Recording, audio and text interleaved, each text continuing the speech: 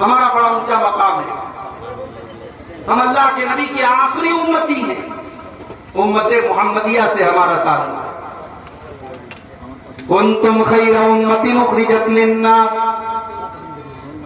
तअमुरूना bill मारूफि व तन्हौना अनिल मुनकरि व तु'मिनूना बिल्लाह। ऐ मुसलमानों, तुम दुनिया की सबसे बेहतरीन उम्मत हो, सबसे अच्छी उम्मत हो। उखरिजत लिन्नास, तुम्हें इंसानियत के लिए, मानवता के लिए, लोगों के लिए निकाला गया है। तुम दुनिया को कुछ देने के लिए पैदा किए गए हो। तामुरूना बिल मारूफ, तुम नेकियों का हुक्म देते हो। व तन्हौना अनिल मुनकर, तुम बुराइयों से रोकते हो। व तु'मिनूना बिल्लाह, तुम अल्लाह के ऊपर ईमान रखते हो।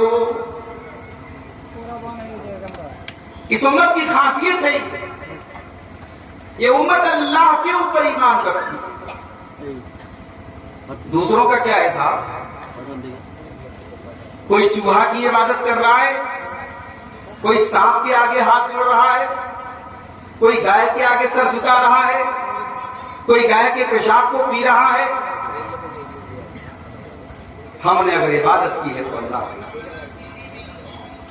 हमारा सर अगर झुकता है तो अल्लाह के आगे झुकता है। हमारे जुबान से अगर तारीफ बयान होती है तो अल्लाह की तारीफ बयान होती है। ये खासियत है हमारे मजहब की, ये खासियत है इस उम्मत की। हम तो उम्मते मुहम्मदिया हैं, सबसे बेहतरीन उम्मत है। जब अल्लाह के नबी को हुक्म दिया गया कि आप खाने काबा की तरफ मुंह करके नमाज पढ़े, तकरीबन 17 या 18 महीने अल्लाह के नबी सल्लल्लाहु अलैहि वसल्लम ने बैतुल मुक़द्दस की तरफ मुंह करके नमाज पढ़ा था। और उसके बाद अल्लाह का हुक्म आया कि ऐ नबी, आप अपना चेहरा खाने काबा की तरफ फेर दीजिए।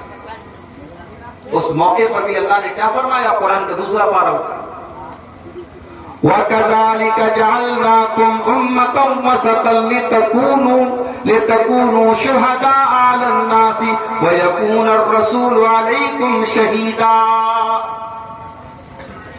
ऐ मुसलमानों, हमने तुमको दुनिया की सबसे बेहतरीन उम्मत बनाया है, सबसे बेहतरीन कौम बनाया है। उम्मतों वसता, हमने तुमको बेस्ट कम्युनिटी बनाया है। हम बेस्ट कम्युनिटी हैं, हम सबसे बेहतरीन समाज के लोग हैं। मगर आज हालात क्या है? आज हमें अछूत बना दिया। आज हालात ये हो गए कि मुल्क के बड़े बड़े ओहदों पर विराजमान शख्सियतें मुसलमानों के बारे में उल्टे सीधे कमेंट कर रही हैं, मुसलमानों को गालियां दी जा रही हैं, मुसलमानों के सर से छत छीनने की साजिशें की जा रही हैं, मुसलमानों के वजूद पर सवाल खड़े किए जा रहे हैं। क्या ये हालात देख करके मेरे भाइयों, हमारे और आपके जहन में सवाल नहीं पैदा होता कि ऐसा क्यों हो रहा है? जब हम सबसे बेहतरीन उम्मत है, सबसे अच्छी उम्मत है, अल्लाह को मानने वाले लोग हैं, तो हमारे साथ ऐसा क्यों हो रहा है?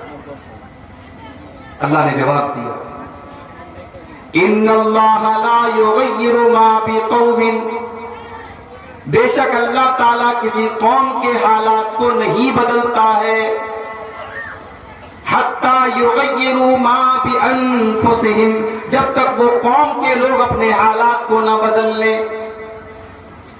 वइज़ा अरादल्लाहु बिक़ौमिन सूआ, और जब अल्लाह ताला किसी कौम को बर्बाद करना चाहता है, किसी कौम को तबाह करना चाहता है, किसी कौम को ज़वाल पज़ीर करना चाहता है, फला मरद्द लहू, तो अल्लाह के इस अमल को कोई रोकने वाला नहीं है। वमा लहुम मिन दूनिही मिन वाल, और उस कौम को अल्लाह के अज़ाब से कोई बचाने वाला नहीं है। अल्लाह के अज़ाब से कोई नहीं बचा सकता। ये उम्मत आज उस स्टेज पर खड़ी है कि सोचे और गौर करे कि अल्लाह तबारक व तआला ने इस उम्मत को इस बुलंदी से यहां क्यों पहुंचा दिया, ये यहां क्यों पहुंची है। ये उम्मत आज अपने हालात पर गौर करे मेरे भाइयों, इससे अपने सवालों का जवाब मिलता है। इस उम्मत की पहचान तौहीद है। इस उम्मत को अल्लाह ने इज्जत दी तो तौहीद की वजह से दी है। इस उम्मत को दुनिया में अगर नाम मिला, मकाम मिला, रुतबा मिला, मर्तबा मिला, रिस्पेक्ट मिली, सम्मान मिला तो तौहीद की वजह से मिला। लेकिन आज इस उम्मत के अंदर भी एक बड़ी तादाद में शिर्क का अमल किया जा रहा है। औरतें भी शिर्क कर रही हैं, मर्द भी शिर्क कर रहे हैं, मज़ारों पर भी शिर्क हो रहा है, पत्थरों के आगे भी सजदा किया जा रहा है, धागे बांधे जा रहे हैं, तावीज बांधे जा रहे हैं, नक्शो निगार बांधे जा रहे हैं। आज इस उम्मत के अंदर भी शिर्क हो रहा है। और अगर आपको यकीन ना आए, आप कि बिहार में शायद कम मिसालें मिलेंगी, आप बाकी इंडिया के और इलाकों में चले गए। जैसे हर कंकर में शंकर का अकीदा है तो हर बाजार में परवरदिगार का अकीदा है। अजमेर से लेकर के बहराइच तक और यूपी से लेकर के बंगाल तक कौन सा ऐसा स्टेट है जहां मुसलमानों के कुछ ऐसे मकामात न हो जहां किसी अल्लाह के वली की, किसी नेक इंसान की कब्र पे बाकायदा सजदे न हो रहे हो और वहां अपनी हाजतें न मांगी जा रही हो और वहां हाथ न फैलाए जा रहे और कव्वालियां बनाई गई, भर दो झोली मेरी या मोहम्मद, ऐ मोहम्मद मेरी झोली भर दो। अल्लाह अपने नबी से कुरान में कहता है, वहीं यमसस्कल्लाहु बिखैरिन फला राद्द लिफज़लिही। ऐ नबी, अगर अल्लाह ताला आपको कोई भलाई पहुंचाना चाहे तो कायनात की कोई ताकत नहीं रोक सकती। अगर अल्लाह ताला कोई नुकसान पहुंचाना चाहे तो कायनात की कोई ताकत बचा नहीं सकती। कोई भलाई पहुंचाना चाहे तो कायनात की कोई ताकत रोक नहीं सकती। अल्लाह कुरान में अपने नबी से बार बार कहता है, कुल ला आलमुल गैब, ऐ नबी आप कह दीजिए मैं गैब की बातें नहीं जानता। कुरान तो ये कह रहा है और कव्वाली क्या कह रही है, भर दो झोली मेरी या मोहम्मद, मोहम्मद सल्लल्लाहु अलैहि वसल्लम से झोली भरवाई जा रही है। यहां तक कहा गया, वही जो मुस्तवी ये अर्श का खुदा होकर उतर पड़ा मदीने में मुस्तफा होकर। यहां तक कहा गया, हाजियों काबा देख लिया, आओ काबे का काबा देख लो। यानी नबी की कब्र को, नबी जहां दफन है, नबी के उस मकाम को काबे से भी अफजल करार दिया गया कि वो काबे का काबा है। काबा भी उसका चक्कर लगाता है, काबा भी उसका तवाफ करता है। ये अकीदा मुसलमानों में पैदा किया गया है और इसीलिए मौलाना अल्ताफ हुसैन हाली ने 100 साल पहले नक्शा खींचा था, बिल्कुल सही नक्शा खींचा था कि सारे काम जो गैर मुस्लिम करता है और हम कहते हैं साहब वो काफिर है, वो मुशरिक है, वो जहन्नमी है, वही काम आज मुसलमान करता है। वो अपने मंदिरों में करता है, अपने पत्थर की मूर्तियों में करता है, तो हम कहते हैं साहब काफिर है, मुशरिक है। और मुसलमान वही काम कब्रों पे जाके करता है तो सही हो जाता है। ऐसा कैसे हो सकता है? करे खैर कर बुत की पूजा तो काफिर, कवाकिब में माने करिश्मा तो काफिर, झुके आग पर तेरे सजदा तो काफिर, जो ठहराए बेटा खुदा का तो काफिर। मगर मोमिनों पर कुशादा है राहें, परस्तिश करे शौक से जिसकी चाहे। नबी तो जो चाहे खुदा कर दिखाए, इमामों का रुतबा नबी से बढ़ाए। मज़ारों पे जा जा के नजरें चढ़ाए, शहीदों से जा जा के मांगे दुआएं। न तौहीद में कुछ फर्क इससे आवे, न इस्लाम बिगड़े न ईमान जावे। बेड़ा गर्क करके रखा है मेरे भाइयों आज इस उम्मत का इन हरकतों ने। कब्र परस्ती और मदार परस्ती और शिर्क में इस उम्मत का बेड़ा गर्क करके रखा।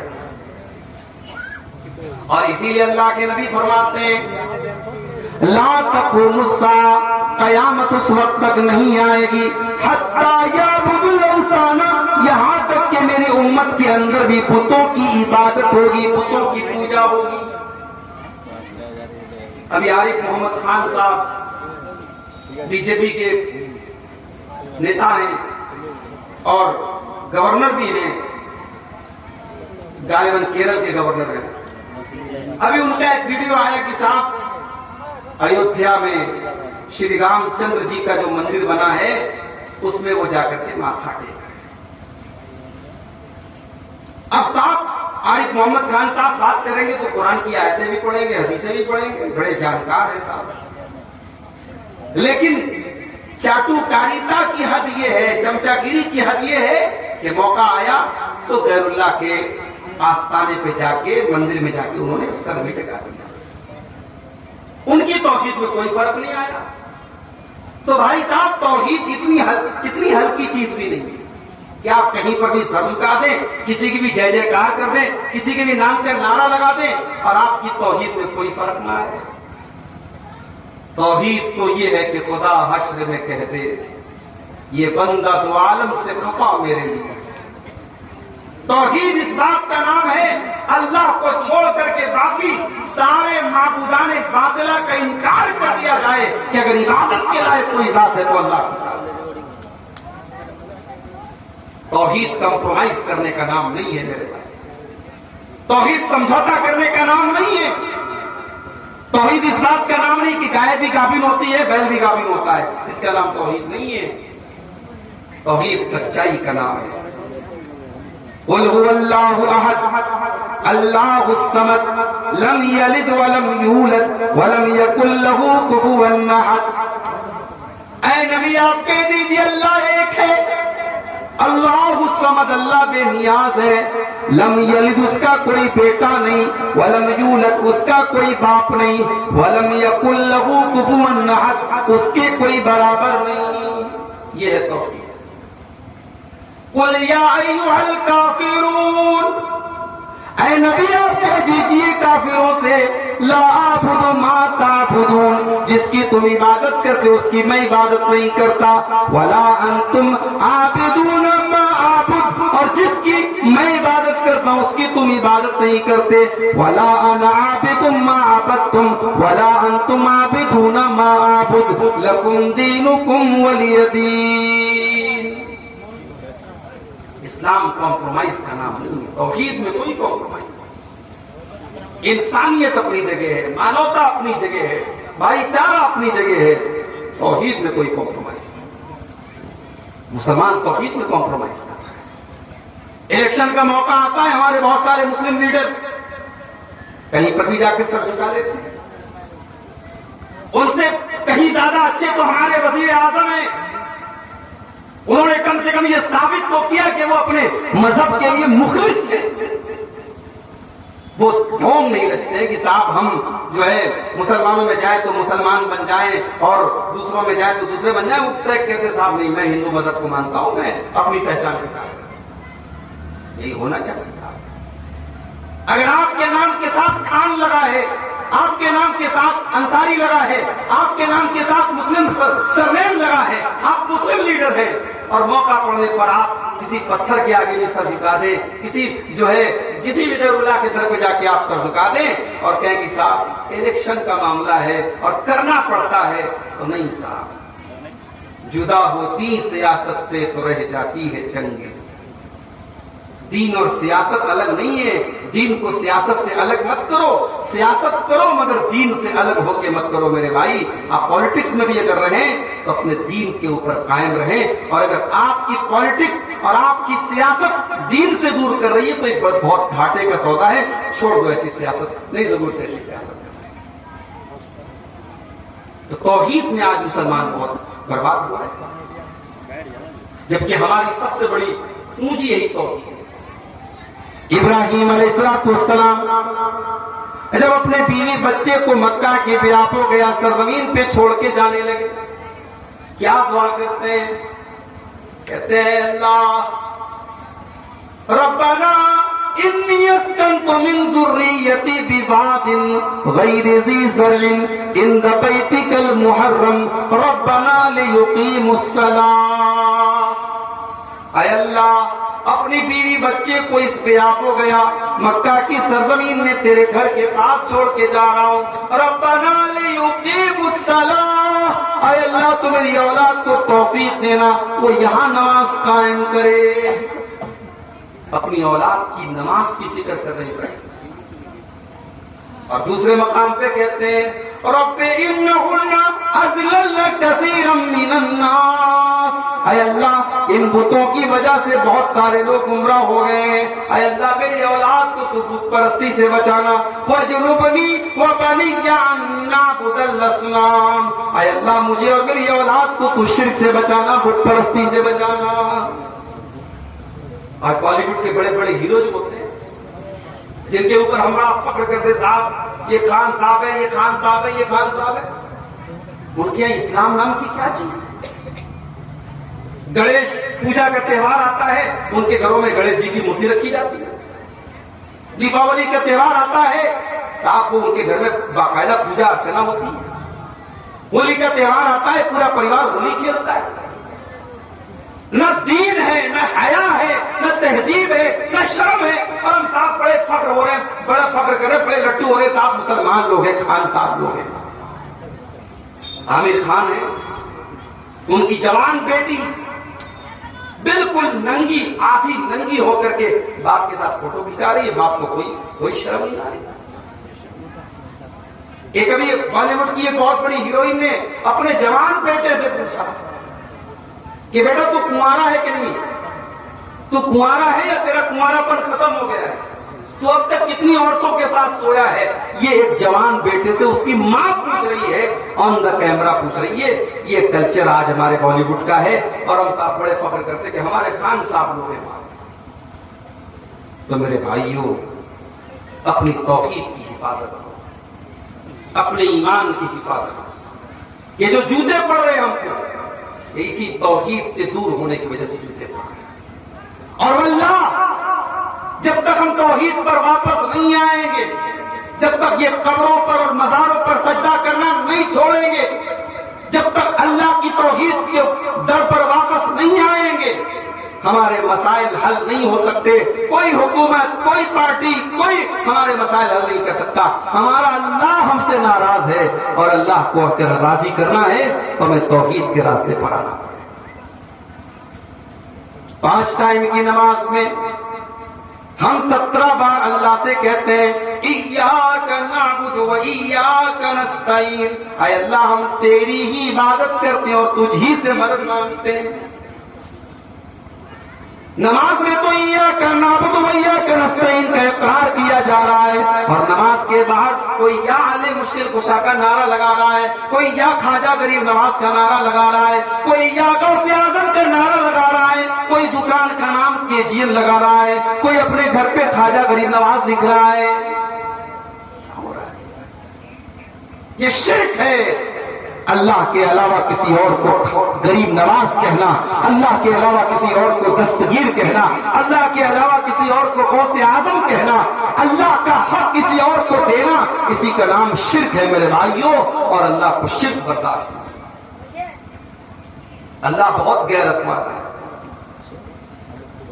एक शादीशुदा इंसान है, उसकी बीवी उससे कहे कि मैं आपसे बहुत मोहब्बत करती हूं, मगर मैं पड़ोसी से भी बहुत मोहब्बत करती हूं, रखेंगे आप उसको निकाह में?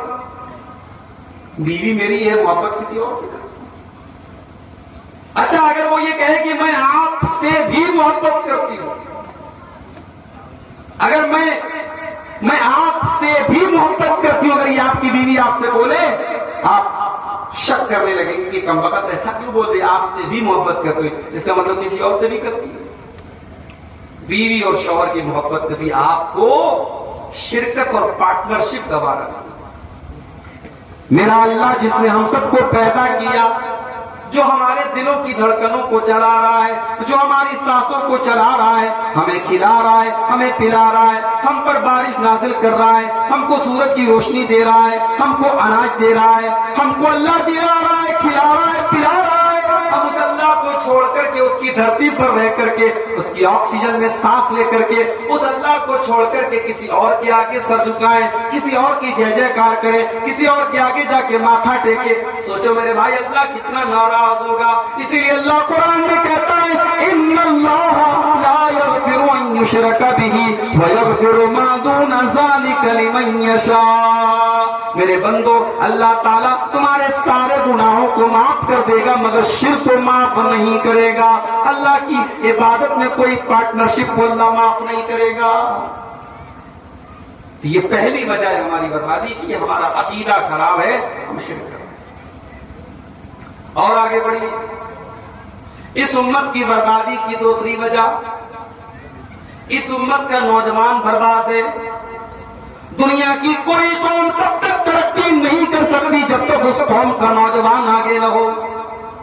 जिस कौम के नौजवान रात में मोबाइल पर बैठ करके 3-3 बजे रात तक लड़कियों से चैटिंग करते हो, जिस कौम के नौजवान शराब के नशे में धुत रहते हो, जिस कौम के नौजवान गुटखा खा करके अपनी सेहत को खराब करते हो, जिस कौम के नौजवान गंदी आदतों के जरिए अपने शरीर को बर्बाद कर रहे हो, जिस कौम के नौजवान ज़िनाकारी और बदकारी की लानत में गिरफ्तार हो रहे हो, जिस कौम की नौजवान लड़कियां गैर मुस्लिमों के साथ बाइकों पर सैर कर रही हो, जिस कौम की नौजवान लड़कियां मुर्तद हो रही हो, जिस कौम का नौजवान हराम चीजों में लपट हो, उस कौम का अंजाम मेरे भाइयों और क्या हो सकता है। इस उम्मत की उम्मीद है नौजवान, इस उम्मत का कैपिटल है नौजवान, इस उम्मत की पूंजी है नौजवान, और नौजवानों को भी आज सबसे ज्यादा बर्बाद किया जा रहा है। मेरे नौजवान साथियों, अपनी जवानी की कदर करो, अपनी जवानी की कीमत को समझो। कयामत के दिन अल्लाह ताला तुमसे सवाल करेगा तुमने अपनी जवानी को कहां गुजारा। फरमाया ला तज़ूलु क़दमा इब्ने आदम मिन इंद रब्बिही यौमल क़ियामा। कयामत के दिन इंसान अपनी जगह से हिल न पाएगा जब तक 5 सवालों का जवाब न दे दे। अन उम्रिही फीमा अफना, तूने अपनी जिंदगी को कहां गुजारा। वन शबाबी फीमा अबला, तूने अपनी जवानी को कहां गुजारा। वन माली मिन ऐन इक्तसबहू, तूने माल कहां से कमाया। व फीमा अनफक़हू, और कहां पे खर्च किया, कहां से माल कमाया। अभी मेरे अकाउंट में बैंक की तरफ से मैसेज आया कि आपका अकाउंट स्टॉप हो गया। मैं बड़ा परेशान हुआ, यार अकाउंट क्यों स्टॉप हो गया है। बैंक गया मैं, तो बैंक का मैनेजर बोला कि आपके अकाउंट में स्टॉप हमने नहीं लगाया है, ये ऊपर से लगा है, क्राइम ब्रांच से लगा है। मैंने कहा या अल्लाह, मैंने कौन सा क्राइम, मैं बड़ा पता लगाने के बाद क्राइम ब्रांच गया, बनारस की जो उसकी ब्रांच है वहां गया, तो उन्होंने नेट से चेक किया कि मुंबई के किसी इंसान ने कंप्लेंट की है आपके अकाउंट के बारे में और आपका अकाउंट स्टॉप हुआ, पता कीजिए मुंबई। फिर मुंबई में जहां का मसला था वहां मेरे कुछ दोस्त थे, मैंने उनको फोन किया कि यार ऐसा ऐसा मसला है, तो उन्होंने पता लगाया थाने पे जाकर के मुंबई में, तो वहां से मालूम ये हुआ कि मेरे अकाउंट में कहीं से पैसा आया। अब भाई मैं कहीं तकरीर में जलसे में गया टिकट बनाने के लिए फ्लाइट का या ट्रेन का, मैंने कहा कि भाई साहब आप 2000-5000 मेरे अकाउंट में डाल दें। अब जाहिर है कि पूरे हिंदुस्तान में आना जाना होता है, कौन क्या है मैं क्या जानता हूं। तो हुआ क्या है कि मेरे अकाउंट में जो पैसा आया वो किसी और के अकाउंट से आया, उसके अकाउंट में किसी और के अकाउंट से आया, उसके अकाउंट में, इस तरीके से पूरी एक चेन बनी है। और 15वें नंबर पर जिसके अकाउंट में पैसा आया उसने एटीएम चोरी करके पैसा दिया। एक इंसान ने एटीएम चोरी करके मान लो 10,000 रुपया उसने एटीएम चोरी के जरिए हासिल कर लिया, गलत तरीके से हासिल कर लिया, और फिर उस 10,000 को उसने किसी और को भेजा, उसने किसी और को भेजा, उसने किसी और को भेजा, और आखिर में किसी तरीके से वो मेरे अकाउंट में आ गया। तो पुलिस ने और इंटेलिजेंस ने क्या किया कि उस पूरी चेन को, जितने अकाउंट आए थे उस सबको बढ़ाओ। ये हालात है। अब तो बहुत होशियार रहना पड़ेगा कि साहब हम किसी से अगर हम किराए के लिए अगर हम अपने अकाउंट में पैसा भी दे दो, क्या है कैसा है पता करना पड़ेगा, बहुत बड़े रिस्क की बात हो गई। आपके इसी झारखंड में जामताड़ा में नौजवानों की एक बड़ी तादाद ये काम कर रही है, लोगों को फोन करके उनसे झूठ बोल करके, धोखा दे करके, फ्रॉड करके, उनके एटीएम से पैसे उड़ा करके लाखों करोड़ों की बिल्डिंगें खड़ी कर रहे हैं। मेरे प्यारे साथियों, ये पैसा कमाने के नाजायज तरीके आज हमारा नौजवान अपना रहा है। आईपीएल का मैच चल रहा है, एक एक मैच पर सट्टा हो रहा है और नौजवान सट्टेबाजी के जरिए पैसा कमा रहा है। ये ड्रीम 11, ये फला फला, ये तमाम ऐप के जरिए हराम और नाजायज तरीके से पैसा कमाने की होड़ लगी है। मेरे नौजवान साथियों, अल्लाह ने आपको हाथ और पैर दिए हैं, या तो तिजारत करो, अगर दिमाग है, अगर पैसा है तो तिजारत करो, बिजनेस करो, और अगर इतना दिमाग नहीं है तो मेहनत और मजदूरी करके अपनी मेहनत मजदूरी की कमाई खाओ। अपने हाथ पैर तोड़ करके हराम तरीके से पैसे मत कमाओ। अल्लाह ने फरमाया, अल्लाह के नबी ने फरमाया, मिन ऐन इक्तसबहु, तुमने माल कहां से कमाया है, व फीमा अनफक़हु, तुमने माल कहां खर्च किया है, इसका भी तुम्हें हिसाब देना। नौजवान आज ये सोचता नहीं है कि उसको अपनी जवानी का हिसाब देना है।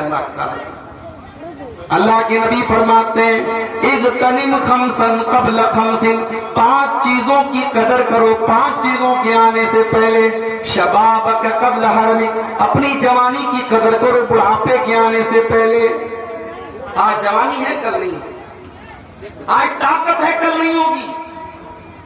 आज मैं 650 किलोमीटर का सफर करके भूखा प्यासा बनारस से बिहार आ रहा हूं, आपके दीघल बैंक, ये बिल्कुल आखिरी कोना हिंदुस्तान का, नेपाल बॉर्डर से सटा, इतना लंबा सफर कर रहा हूं। हो सकता है 10 साल बाद मेरे जिस्म का स्टैमिना इस बात की जा सकता है। और मुझे ये भी पता है आपके इस इलाके में 2 मरतबा ऐसा हुआ, मैं तारीख मुझसे ली गई, प्रोग्राम का मैंने वादा किया, नहीं आ पाया, मजबूरी आगे, छुट्टी नहीं मिल पाई। मैं टीचर आदमी हूं, ड्यूटी वाला आदमी हूं, ड्यूटी नहीं छोड़ सकता। लोगों ने बात उड़ा दी कि साहब अब्दुल गफ्फार साहब को बड़े धोखेबाज आदमी है। लोगों को कहने में तो टैक्स नहीं लगता, लोगों को कहने में देर नहीं लगती, हवा उड़ा दी कि साहब अब्दुल गफ्फार साहब बहुत बड़े धोखेबाज आदमी है, उन्होंने वादा किया था नहीं आए।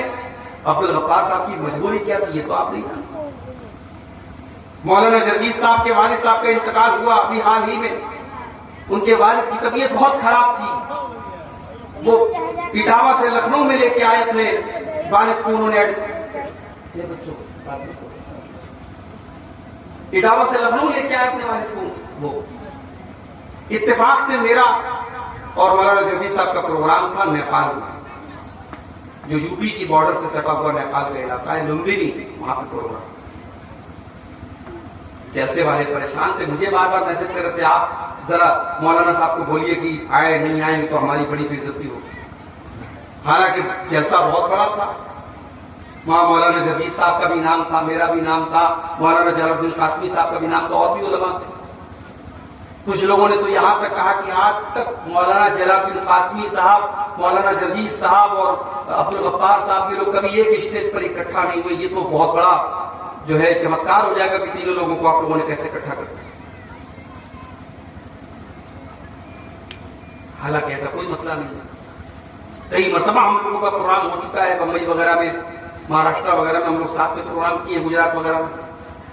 लेकिन बहरहाल वहां के नौजवान बहुत परेशान थे, मुझे बार बार कॉल कर रहे थे, मैसेज कर रहे थे। मैंने मौलाना जर्जीज साहब को मैसेज किया, उन्होंने कहा कि शेख मैं नहीं आ सकता, वालिद साहब की तबीयत बहुत खराब है। और वाकई में बहुत खराब। उनके वालिद साहब बहुत नेक इंसान थे, बहुत अल्लाह वाले थे, मुझसे कभी मुलाकात नहीं हुई। लेकिन 2 महीना पहले वीडियो कॉल के जरिए एक भाई ने बात कराई थी, बड़ी उन्होंने दुआएं दी, बड़ी तारीफ की और कहा कि मौलाना मैं उलमा की बड़ी इज्जत करता हूं। और एक बहुत बड़े हमारी जमात के आलिम थे मौलाना दाऊद राज साहब, उनका नाम उन्होंने लेके कहा कि मौलाना मैंने अल्लामा दाऊद राज साहब की जूतियों को सीधा किया है। वो आते थे हमारे इटावा में, हम उनकी जूतियों को सीधा करते थे, उनकी खिदमत करते थे। मुझे बड़ा अच्छा लगा कि 80 साल का एक बूढ़ा तारीफ कर रहा है इस अमल की और फख्र कर रहा है कि मैंने उलमा की खिदमत की। माफ करना मेरे भाई, आज हमारे ये नौजवान, कोई आलिम आता है सेल्फी लेना इनको आता है कि साहब हम सेल्फी ले लें, कोई मुकर्रिर आता है उसका वीडियो बना ले, एंट्री वीडियो बना ले, उसके साथ फोटो खिंचाने का तो बड़ा शौक है। मगर उलमा की इज्जत क्या होती है, उलमा का एहतराम क्या होता है, उलमा की खिदमत क्या होती है, हमारे नौजवानों को नहीं पता है। मौलाना जर्जीज साहब के वालिद के जुमला आज भी मेरे कानों में गूंजता है। उन्होंने कहा कि मैंने अल्लामा दाऊद राज साहब की जूतियां सीखी थी। और मुझे बताया लोगों ने, जब इटावा में कोई आलिम आता था, मौलाना जर्जीज साहब के वालिद हाफिज इलियास साहब रहमतुल्लाह अलैह अपने घर में दावत देते थे, खिलाते थे, पिलाते थे, गिफ्ट देते थे। ये कदर करते थे, उलमा की इज्जत करते थे। तो मेरे भाई मजबूरी आ सकती है, उनके वालिद की तबीयत खराब हो, कैसे आए? 2 साल पहले मेरे साथ बहुत बड़ा एक्सीडेंट हुआ था। यूपी के प्रोग्राम से मैं लौट रहा था, मेरी पूरी कार जो है ट्रक में जाके लग गई। पूरी कार बिल्कुल ध्वस्त हो गई, बर्बाद हो गई, जान बच गई हमारी। डिजायर कार थी, आगे उसने अगर वो न लगा रहता, क्या नाम है उसको, जो उसमें वो गैस होती है, क्या बोलते हैं, बम्पर नहीं भाई, वो जो जान बचाने के लिए लगा रहता उसके अंदर, एयर बैग न होता तो अल्लाह ताला ने हिफाजत की, खतरनाक हादसा हुआ। बधाई तो मुझे कोई चोट नहीं आई, मगर 1 हफ्ते तक ऐसा लग रहा था पूरी बॉडी हिल रही है, दुख रहा था, पूरा बदन दुख रहा था, इतना खतरनाक हादसा हुआ। पीछे जो हमारे साथी गए थे उनके तो सर में चोट लगी थी खतरनाक तरीके से, और तो ऐसा बेहोश हो गया, मुझे लगा वो तो अल्लाह को प्यारे हो गए। ड्राइवर के पैर में खतरनाक चोट आई, और उसी के 1-2 दिन के बाद मेरा प्रोग्राम था झारखंड में पापड़। अब मैं कह रहा हूं भाई मैं नहीं आ सकता यार, तबीयत नहीं सही है, इतना बड़ा हादसा हो गया। अरे शेख आप नहीं आएंगे तो ये हो जाएगा, वो हो जाएगा, क्या जवाब देंगे? भाई मजबूरी हो सकती है। कोई इंसान अगर वादा करने के बाद नहीं आया है तो जरूरी नहीं कि उसने वादा खिलाफी की हो, उसके साथ मसाइल हो सकते हैं, उसके घर में कोई मसला हो सकता है, कोई बीमारी हो सकती है, कोई हादसा हो सकता है। अभी इस इलाके में 2 बार ऐसा हुआ कि मैं टाइम देके नहीं आया। अब मुजीबुर रहमान साहब भी परेशान है कि शेख नहीं आप आ गए। कटिहार से मेरे पास फोन आ रहा है कि नहीं मौलाना आप आ जाइए। और मैं जानता था मौसम खराब होगा, यही हालात होंगे, सामने 20-25 लोग बैठे होंगे बस। भाई जब मजमा होता है तो बोलने वाले को भी अच्छा लगता है, मजमा कम होता है तो बोलने वाले का हौसला भी डाउन हो जाता है, फर्क पड़ता है। मैं जानता था मौसम खराब होगा, पब्लिक रुकेगी नहीं, लेकिन अब वादा हो चुका है और मैंने सोचा चलो भाई कम से कम 2 बार ऐसा हो चुका है, आज तो किसी तरीके से पहुंच पाऊं।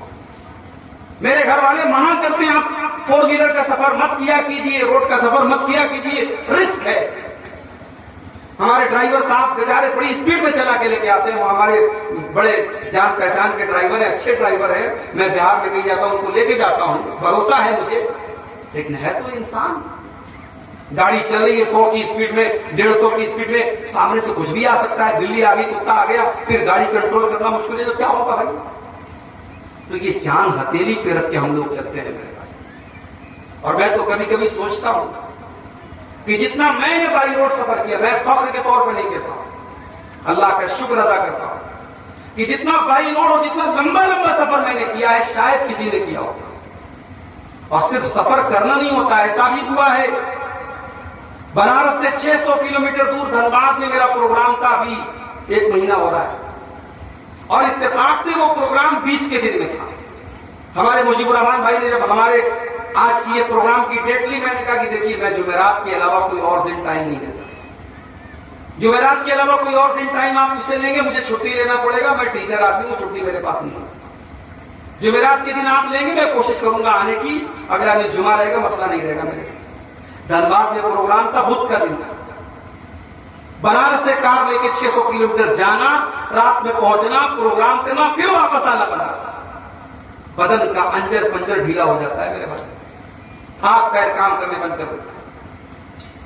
और रिस्क अलग होता है कि भागना है, आना है, जाना है, मगर हमें अल्लाह की जात पर भरोसा होता है, हम अच्छे काम के लिए जा रहे हैं, हम किसी बुरे काम के लिए, किसी गलत काम के लिए नहीं जा रहे, अल्लाह के दीन की बातों को पहुंचाने जा रहे, कुरान और हदीस की बातों को पहुंचाने जा रहे।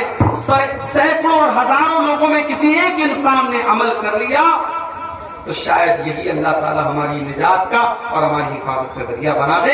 और यही वजह है अल्लाह हिफाजत करता है, वरना इतने बड़े बड़े सफर हम करते हैं, कितने हादसे लोगों के साथ हो जाते हैं, मगर अल्लाह ताला हमारी हिफाजत करता है। मेरे भाइयों, ये अल्लाह का करम है, उसकी तौफीक है, इस मैदान की बरकत है, दावत के मैदान की, और लोगों की दुआएं। वल्लाह बड़ी खुशी होती है मेरे भाई जब मेरे पास किसी का फोन आता है, मौलाना मैं रात में आपकी तकरीरों को सुन के सोता हूं। ऐसे नौजवान मुझसे मिलते हैं, कहते मौलाना मेरी मां आपकी तकरीर सुने बगैर नहीं सोती है। हमें लगता है कि यार ये हमारा रातों को जागना, ये हमारा इतने लंबे लंबे सफर करना। और लोग कहते हैं मौलाना आपकी सेहत गिर गई, आपका चेहरा डाउन हो गया है, पिछले रमजान के पहले मैंने कितने सफर बाई रोड किए, मेरी सेहत पर खतरनाक असर पड़ा। लोगों ने साफ कह दिया कि आपकी सेहत बहुत गिर गई है। लेकिन ये सारी थकावट और ये सारी सेहत की का नुकसान मेरे भाइयों खत्म हो जाता है जब हम ये सुनते हैं कि कोई अल्लाह की बंदी या बंदा हमारी तकरीरों को सुन करके सुधर गया, उसकी इस्लाह हो गई। हमें लगता है यार हमारी मेहनत का। तो मेरे नौजवान भाइयों, अपनी नौजवानी की कदर करो। आज ताकत है अब्दुल गफ्फार साहब के अंदर, कल नहीं। आज दौड़ सकता हूं, कल नहीं दौड़ पाऊंगा। आज आ सकता हूं, कल लंबा सफर करके कल नहीं आ पाऊंगा। जब तक ताकत है, जवानी है, अल्लाह की रजा के कामों में, नेकी के कामों में, अच्छे कामों में अपनी ताकत को इस्तेमाल करो। मेरे नौजवान साथियों, आज आपकी खराबी से उम्मत की खराबी है, आपकी बर्बादी से उम्मत की बर्बादी। और आगे बढ़िए। उम्मत अगर आज बर्बादी के तहाने पर पहुंची है तो उसकी एक बहुत बड़ी वजह उम्मत की औरतों का बिगाड़ है। अरबी का एक जुमला है, अल-मरअतु निस्फुल उम्मा, औरत उम्मत का आधा हिस्सा होती है। दुनिया की आधी आबादी औरत की होती है और बाकी आधी आबादी को जन्म देने वाली भी औरत होती है। मर्द को जन्म देने वाली भी औरत होती है। औरत बिगड़ जाए, औरत खराब हो जाए, औरत बर्बाद हो जाए तो समाज सही नहीं हो सकता। और फिर औरत मुसलमान औरत की अपनी एक पहचान होती है। मुसलमान औरत जब नकाब पहन करके निकलती है तो मुनाफिकों और काफिरों के सीनों पर सांप लौटते हैं कि ये कौन आ गई। उसके नकाब से सबसे ज्यादा तकलीफ होती है तो इस्लाम के दुश्मनों को तकलीफ होती है। इसीलिए अल्लाह कुरान में कहता है, या अय्युहन नबी कुल लिअज़वाजिका व बनातिका व निसाइल मुमिनीन युदनीना अलैहिन्ना मिन जलाबिबिहिन्ना। ऐ नबी, अपनी बीवियों से कह दीजिए, अपनी बेटियों से कह दीजिए और तमाम मोमिना औरतों से कह दीजिए, युदनीना अलैहिन्ना मिन जलाबिबिहिन्ना। जब वो अपने घर से निकला करें तो अपने ऊपर जिल्बाब डाल ले, अपने ऊपर नकाब डाल ले, अपने ऊपर बुर्का डाल ले। ज़ालिका अदना अय्युरफ़ना फला युज़ैन। ये नकाब उनकी पहचान बन जाएगा, ये बुर्का उनकी पहचान बन जाएगा। मुसलमान औरत का बुर्का उसकी पहचान है मेरे भाई। आज बंगाल का इलाका आपसे करीब है। बंगाल में जलसों में जाता हूं, मर्दों का पिंडाल लगा है, बीच में एक जो है हल्का सा वो बाउंड्री दिया हुआ है, दूसरी तरफ औरतें बैठी हुई हैं और सब बगैर नकाब के बैठी हुई हैं। ये मुनासिब नहीं है मेरे भाई। नकाब कोई यूपी और बिहार का कल्चर नहीं है कि साहब यूपी की औरतें नकाब पहनती है, बिहार की पहनती है और बंगाल की नहीं पहनती है, केरला की नहीं पहनती है, तमिलनाडु की नहीं पहनती है। ये नहीं होना चाहिए। नकाब मुसलमान का कल्चर है। बिहार हो, बंगाल हो, यूपी हो, झारखंड हो, हर जगह और हर इलाके पर नकाब अप्लाई होता है। नकाब का ताल्लुक किसी कास्ट से, किसी एरिया से, किसी बरादरी से नहीं है। आज मुसलमान औरतें, अल्लाह माफ करे, बड़ी खराबियां हमारी औरतों के अंदर भी पाई जा रही। सबसे बड़ी खराबी तो यह है कि हमारी औरतें दीन से दूर हैं। और आज का ये प्रोग्राम मेरे ख्याल से मदरसा, क्या नाम है, मुखरजा लीग बना, लड़कियों का इदारा हमारे मुजीबुर रहमान भाई ने कायम किया। मुझे बड़ी खुशी होती है। मैं गया हूं बात लड़कियों के इदारों में और मुझे हैरत होती है कि कैसे ये इदारे चलते हैं। बड़ी कुर्बानियां लोग देते हैं साहब। वो औरतें, वो लड़कियां अपने घरों को छोड़ के, अपने माँ बाप को छोड़ के, ऐसा नहीं कि वो हॉस्टल में बड़े महल में रहती है, टूटे फूटे से कमरे होते हैं और फैसिलिटी बहुत कम होती है, मगर अपने घर बार को छोड़ के, अपने माँ बाप को छोड़ के हॉस्टलों में रहने वाली ये लड़कियां क्यों आती हैं? ताकि दीन सीख लें, कुरान सीख लें, हदीस सीख लें, उम्मत की भलाई की बातें सीख लें और जाकर के एक अच्छा दावत का काम करें। मेरे भाइयों, आज हमारी औरतों के अंदर दीन की जानकारी ना के बराबर। और आप देखिए, आपके बिहार में और आपके बंगाल में बड़ी तादाद में मस्जिदों में औरतों का इंतजाम नहीं। आपके गांव में है? नहीं है। ऐसा नहीं कि गांव में पैसा नहीं लोगों के पास, मस्जिद बना सकते हैं तो क्या औरतों को नहीं बना सकते? बिल्कुल बना सकते। झारखंड में एक जगह पड़ती है लालबटिया, वहां पे बहुत शानदार मस्जिद थी। मैं गया वहां जुमा पढ़ाने। मैंने कहा कि साहब इतनी बड़ी मस्जिद है, हजारों की तादाद में मर्द हजरात आए हैं अब्दुल गफ्फार साहब को सुनने के लिए। क्या आपकी औरतों को दीन सीखने की जरूरत नहीं है, दीन सुनने की जरूरत नहीं है?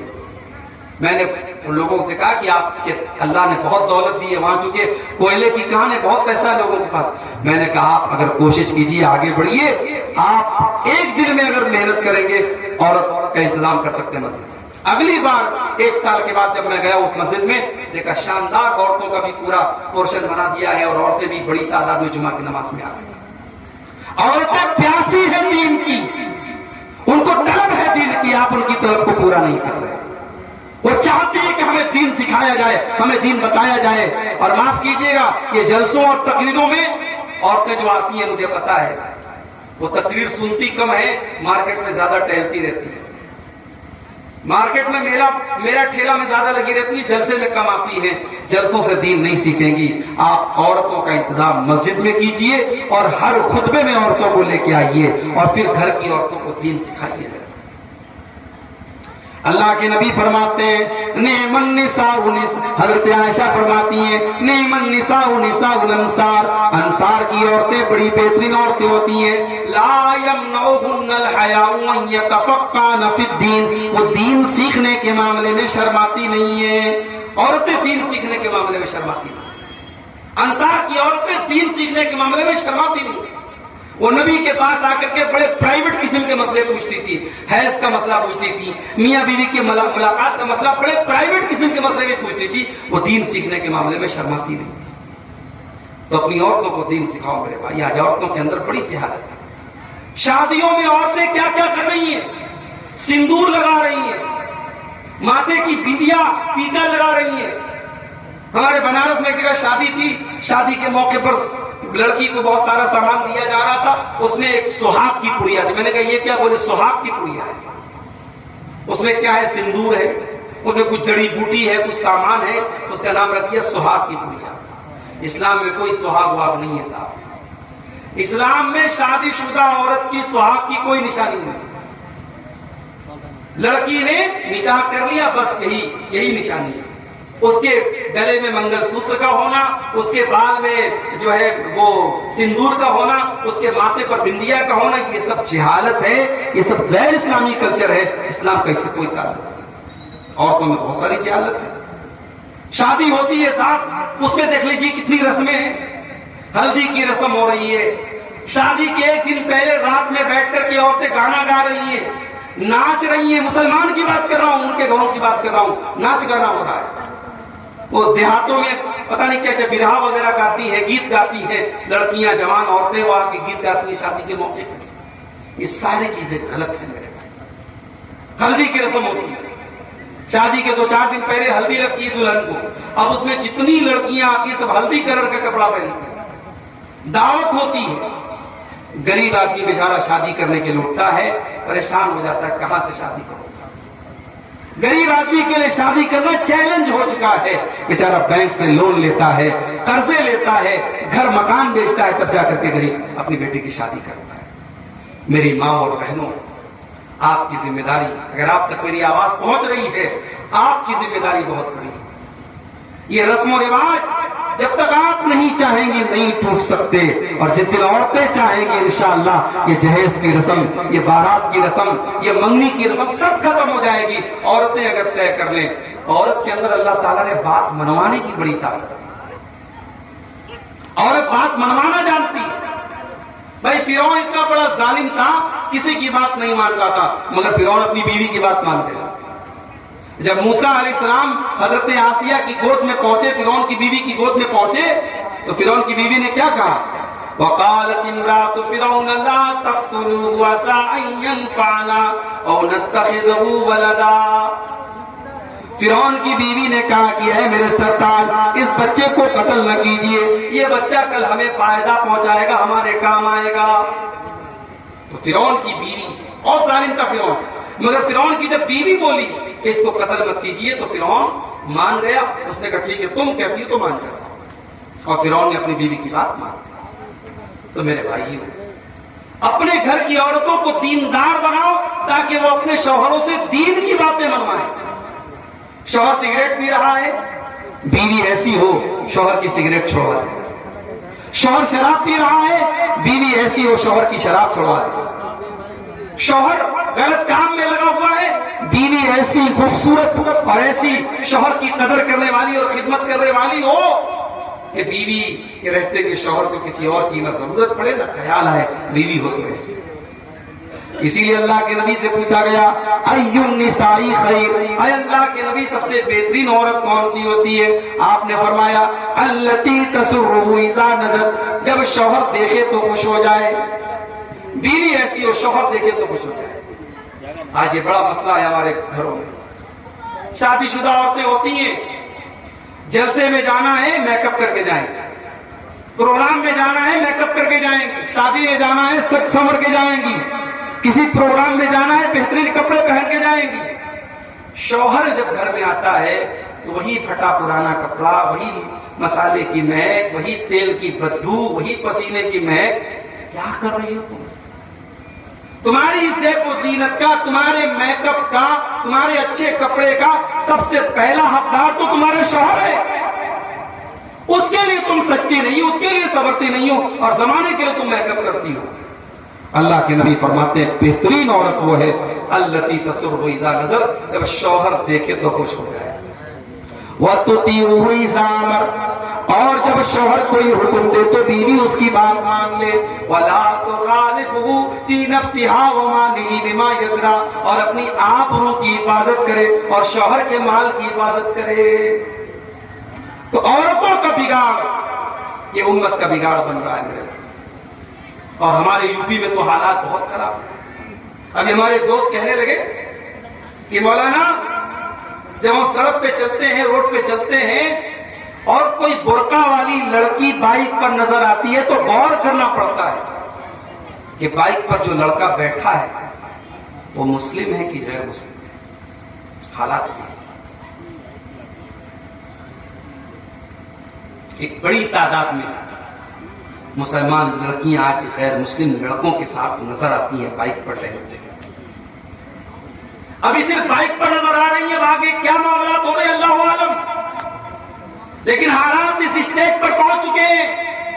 मुसलमान की लड़की कॉलेज में जा रही है, मुसलमान की लड़की कोचिंग में जा रही है, मुसलमान की लड़की ट्यूशन करने जा रही है और गैर मुस्लिम लड़कों के साथ दोस्ती कर रही है, घूम रही है, फिर रही है, उलझने उड़ा रही है। और फिर हालात ये भी आते हैं कि साहब उनके साथ फरार हो जाती है और अपने माँ बाप की नाक कटवा करके उसके मजहब में दाखिल भी हो जाती है, मुर्तद भी हो जाती है। कितने वाकयात हो चुके हो रहे हैं। हमें अपनी लड़कियों को, अपने घर की औरतों को कम से कम इस लायक तो बनाए मेरे भाई कि कोई सोशल मीडिया पे आके कोई उनको आई लव यू और मोहब्बत का इकरार करके कोई उनको अपने जाल में न फंसा ले। कम से कम इस लायक तो अपनी बच्चियों को बनाओ। ईमान इतना हकीर है, ईमान इतना सस्ता है। किसी ने मोहब्बत के दो चार बोल दिए, किसी ने आई लव यू बोल दिया, किसी ने मोहब्बत का इकरार कर दिया, ये लट्टू हो गई, अपना दीन, अपने जान, अपनी आबरू सब बर्बाद कर डाली। नहीं मेरे भाई, नहीं मेरी माँ और बहन, अपने ईमान की हिफाजत, अपने दीन की कदर करो, अपने ईमान और तौहीद की हिफाजत करो। हमने हजरत सुमैया का वाकया पढ़ा है। सुमैया बूढ़ी हो चुकी है, जवान बेटा आंखों के सामने मौजूद है और अबू जहल कहता है सुमैया अगर तूने मोहम्मद का दीन न छोड़ा, इस्लाम न छोड़ा, ऐ सुमैया तेरे जवान बेटे के सामने तुझे नंगा कर देंगे। एक माँ अपने जवान बेटे के सामने नंगी हो जाए, ये कोई मामूली बात तो नहीं है मेरे भाई, बड़ी आजमाइश की बात है। सुमैया का जवान बेटा उनकी आंखों के सामने है और अबू जहल कहता अगर तूने मोहम्मद का दीन नहीं छोड़ा हम तुझे नंगा कर देंगे। सुमैया ने यह आजमाइश भी गवारा कर ली और जवान बेटे के सामने उसके बदन का कपड़ा उतार दिया गया और अबू जहल ने बर्छी मार करके उनकी शर्मगाह पर हमला करके उनको शहीद कर डाला। सुमैया ने जान दे दी, सुमैया ने खून बहा दिया, सुमैया अल्लाह को प्यारी हो गई, सुमैया अल्लाह की राह में शहीद हो गई मगर अपने ईमान और तौहीद से कोई समझौता न किया। जंग उहद के मैदान में एक औरत आती, उसका बेटा शहीद हो चुका है, बेटे की लाश पड़ी है, औरत जंग के मैदान में आती है और चेहरा ढांक करके आती है। किसी ने कहा अम्मा तेरा बेटा तो शहीद हो चुका है, अरे अम्मा तेरा बेटा तो शहीद हो चुका है और तू चेहरा ढांक करके मैदान में आती है। तुझे आज इस मौके पर भी पर्दे की पड़ी है, अपना चेहरा ढांपने की पड़ी है। औरत कहती है इन्नी रोजी तो इबनी वलम हुर्जा हयाई, तो लोगों मैंने बेटे को खोया है, मैंने शर्मो हया को नहीं खोया है। मेरा बेटा गया है, मेरी शर्मो हया नहीं गई है, मेरा पर्दा नहीं गया है। फलस्तीन के हालात हमारी आंखों के सामने, वहां खाने को खाना नहीं है, पीने को पानी नहीं है। मदद करने वाले जब खाना लेकर के पहुंचते हैं, कैमरा लेकर के फोटो खींचने के लिए, और जब वो घर में दाखिल होते हैं फलस्तीन के मुसलमान के घर में, जवान लड़की सामने आती है, जैसे ही देखती कैमरा है फौरन जल्दी से साइड हो जाती है। कैमरे के सामने आना, अपने चेहरे को किसी गैर महरम को दिखाना, इस मुसीबत की और तकलीफ में टाइम में भी फलस्तीन की औरत को गवारा नहीं है। मेरी माँ और बहनों, वहां की औरतें हमें सबक दे रही हैं, हमें पैगाम दे रही हैं कि अपने पर्दे की हिफाजत करो, अपनी शर्म हया की हिफाजत करो। और मैं अक्सर कहता हूं अपनी तकरीरों में कि औरत के जन्नत में जाना बहुत आसान है, और सिर्फ 4 काम कर ले वो जन्नत में हो जाए। इज़ा सल्लतिल मरअतु खम्सहा व सामत शारहा व अतात ज़ौजहा व हसनत फरजहा, और 5 टाइम की नमाज की पाबंदी करे, रमजान का रोजा रखे, शौहर की खिदमत और इताअत करे, और अपनी आबरू की इबादत करे, अपनी शर्मगाह की इबादत करे। अल्लाह के नबी फरमाते दखलत मिन अय्यबहा बिल जन्नति शाक, ऐसी औरत जन्नत के जिस दरवाजे से चाहे वो जन्नत में जा सकती है। तो औरतों का बिगाड़ भी सुन्नत की तबाही की बहुत बड़ी वजह है।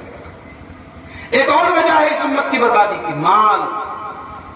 देखिए लिकुल उम्मत फितना और फितनत उम्मती अल माल, हर उम्मत का फितना कोई ना कोई फितना होता है, और मेरी उम्मत का फितना माल होगा। माल कमा लिया इंसान ने तो समझता है कि साहब हम तो फिरौन के भी बाप बन गए। 4 पैसा जिसके पास आ गया, वो शबीना अदीब का शेर है ना, जो खानदानी रईस हैं मिजाज रखते हैं नर्म अपना, जो खानदानी रईस हैं मिजाज रखते हैं नर्म अपना। तुम्हारा लहजा बता रहा है तुम्हारी दौलत नहीं है, लहजा बताता है मेरे भाई। बड़े बड़े करोड़पति अरबपति भी रमजान में उमरा करने आप जाएं, इफ्तार किट बांट रहे हैं वहां मक्के में मदीने में, करोड़पति, मगर साहब हाजियों की खिदमत करे, उमरा करने वालों की खिदमत करे, कोई गुरूर नहीं, कोई तकब्बुर नहीं। या तो साहब 4 पैसे के आगे बाप से आदमी तमीज से बात नहीं करता, मां से तमीज से बात नहीं करता। इसीलिए अल्लाह कुरान में जब कारून का वाकया बयान करता है तो कारून के बारे में अल्लाह कहता है कि ऐ कारून कान खोल करके सुन ले, अल्लाह ने तुझको दौलत दी है, तू अपनी दौलत के जरिए आखिरत की तैयारी कर। वब्तगि फीमा आताकल्लाहु दारल आखिरता वला तंस नसीबक मिनद दुनिया। ऐ कारून, अपनी दौलत के जरिए तू आखिरत की तैयारी कर। हाँ, दुनिया में जो तेरा हक है तू उसको मत भूल, लेकिन आखिरत की तैयारी कर। अल्लाह ने अगर आपको माल दिया है मेरे भाइयों, अपने माल के जरिए आखिरत की तैयारी कर। माल को बर्बादी का जरिया मत बनाओ, माल को तबाही का जरिया मत बनाओ, माल के जरिए आखिरत की तैयारी। सब ठाट पड़ा रह जाएगा, जब लाद चलेगा बंजारा, कब्र की मिट्टी में न माल काम आएगा, न तिजोरी काम आएगी, न बैंक बैलेंस काम आएगा। वहां काम आएंगे तो आपके नेक अमल काम आएंगे। आपने अल्लाह की राह में जो किया होगा, जो खर्च किया होगा, जो नमाजें पढ़ी होंगी, जो नेकी की होगी, वही काम आएगी। मेरे प्यारे साथियों, माल आज हमें और आपको बर्बाद कर रहा है। भाई भाई में मुकदमा चल रहा है, क्यों? माल की वजह से। घरों में झगड़ा क्यों? माल की वजह से। एक दूसरे की जमीन नाजायज तरीके से क्यों हथिया रहा है? माल की वजह से। एक दूसरे का माल हड़पने के लिए हर तरीका अपना रहे, क्यों? माल की मोहब्बत में। इसीलिए अल्लाह कुरान में कहता है वह इन्नहु लिहुब्बिल खैरि लशदीद, इंसान माल की मोहब्बत में बहुत सख्त है। तो मेरे भाइयों, माल की मोहब्बत तो नेचुरल है, लेकिन माल की मोहब्बत में इतना न बढ़े, हम इतना हद से आगे न बढ़े कि हम नाजायज और हराम काम करने लगे। और एक आखिरी 2 चीजें बयान करके बात खत्म कर रहा हूं, क्योंकि बहुत ज्यादा वक्त लेना भी मुनासिब नहीं है। आप हजरात, चूंकि मौसम भी सही नहीं है, आप हजरात भी थक चुके होंगे। 2 चीजें और बयान करके बात खत्म करता हूं। आज हमारी तबाही और बर्बादी की एक बहुत बड़ी वजह जो मुझे समझ में आती है वो ये है कि हम अपने उलमा से दूर हो रहे हैं, अपने उलमा से हम कट रहे हैं। इंटरनेट को आज हमने आलिम का दर्जा दे दिया, यूट्यूब को आलिम का दर्जा दे दिया, फेसबुक को आलिम का दर्जा दे दिया। फेसबुक पर कोई फतवा दे रहा है, हमने उसका फतवा सुन लिया। यूट्यूब पर कोई मसले का जवाब बता रहा है, हमने उसके मसले के जवाब को सही मान लिया।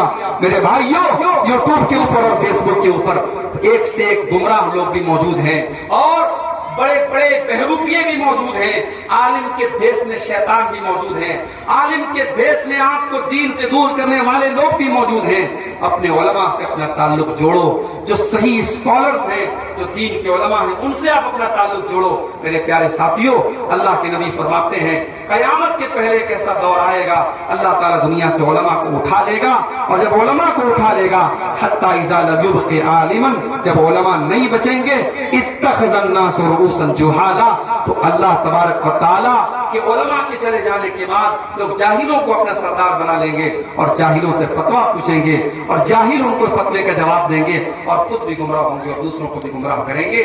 आपके गांव में, आपके इलाके में जो उलमा हैं, आप उनकी इज्जत कीजिए, उनकी कदर कीजिए, उनसे दीन का इल्म हासिल कीजिए और उलमा के कामों में उनका ताउन कीजिए। ये हमारे मुजीबुर रहमान भाई मदरसा चलाने में, मैं जानता हूं मदरसा चलाना कोई आसान काम नहीं है।